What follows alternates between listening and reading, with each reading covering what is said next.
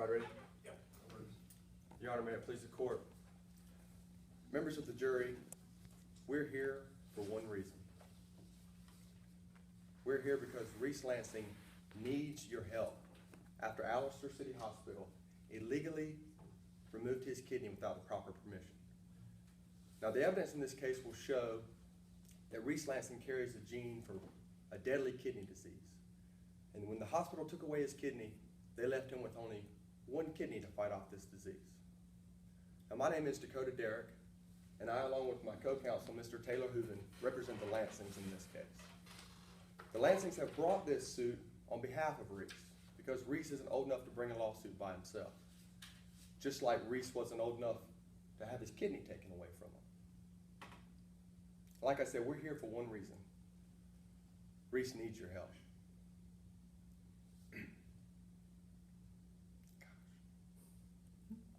I'm sorry.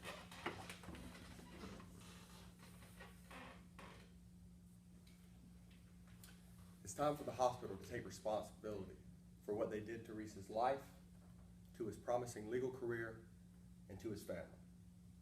It's time for the hospital to pay up for what they did. Only you can make them do that. Now, it's important to point out that we're not here today to decide whether the hospital did anything wrong. That's already been decided. The judge ruled that the hospital broke the law and committed statutory battery when they took Reese's kidney without the proper permission. You see, the law in South Texas is very clear on this point.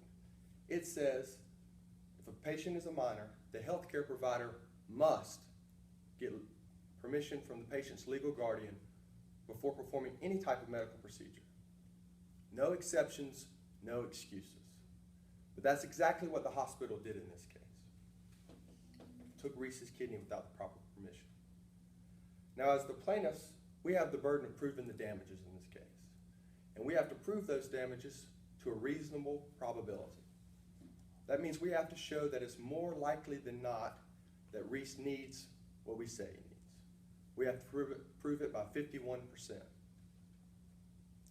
We believe the evidence in this case will show that. So who is Reese Lansing? The evidence will show that Reese is an extremely gifted kid. Mr. and Mrs. Lansing adopted Reese when he was 14 months old. They soon discovered how incredibly brilliant he was.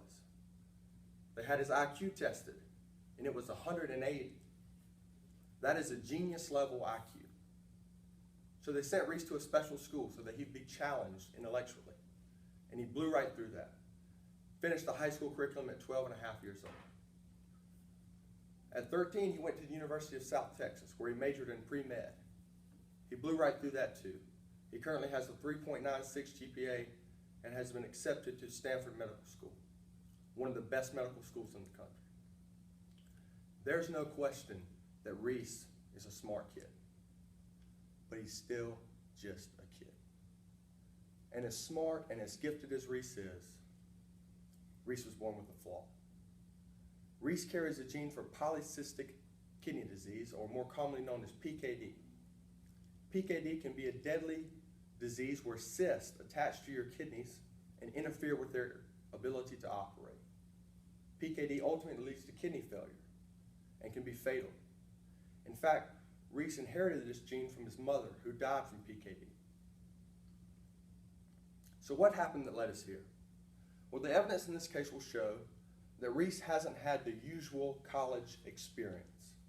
Because he's so much younger than everyone else, he's had a hard time making friends, a hard time getting along. Reese will tell you himself that he shields himself from most social encounters and chooses to not enter into any meaningful friendships. But all this changed from the day that Reese met Taylor Warren in a counseling center.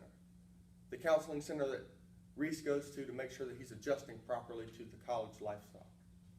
The day him and Taylor met was the day that Reese's life changed. Because the evidence will show that now he had found a friend. He had found someone that he could relate to, he could talk to, he could connect with. There was just one problem. Taylor Warren was sick. Her kidneys were failing.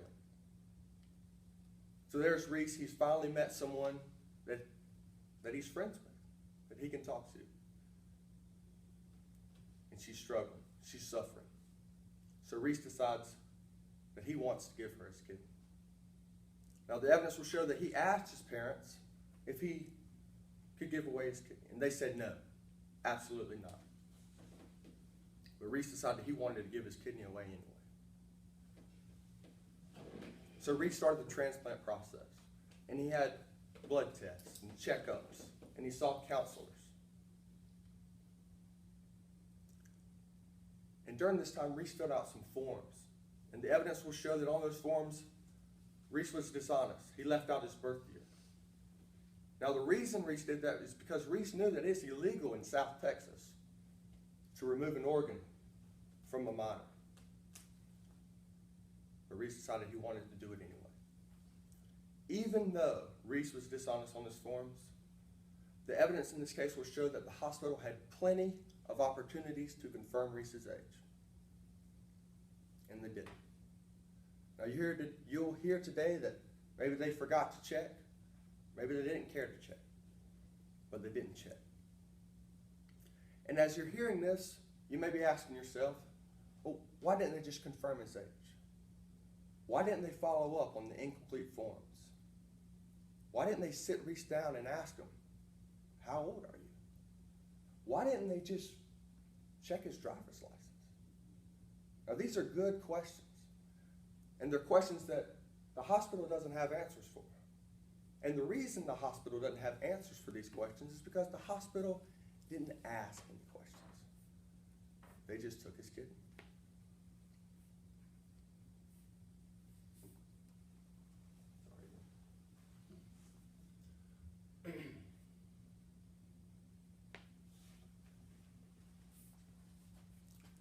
Also, as you hear the evidence today, you may say to yourself, well, Reese was dishonest on his forms. He did say that he was in college. But that still doesn't change the fact that Reese was only 16 years old, and the hospital failed to confirm his age. So what are we asking you to do here today? We're asking you, like I said, to give Reese what he needs. Now, you'll see Reese today, and he may look healthy, but he's not. He's a 16-year-old kid who's genetically predisposed to kidney disease, and he only has one kidney left after the hospital illegally took away his kidney. You'll even hear from Reese. And what Reese has to say, it might surprise you. See, Reese doesn't want to win the case. Reese doesn't want any money. Reese doesn't want the hospital to be responsible for what they did. Well, members of the jury, today's case isn't about what Reese Lansing wants. Today's case is about what Reese Lansing needs. And we're prepared to show evidence today exactly what he'll need to survive, to support himself when he can't work, and how he'll go through life after the hospital took his kidney. You'll hear from Dr. Charlie Skinner, an expert kidney doctor, an expert life care planner. And she'll testify about the future medical care that Reese will need and how much that medical care will cost. You also see a report from an expert economist, Dr. Neil Sampic.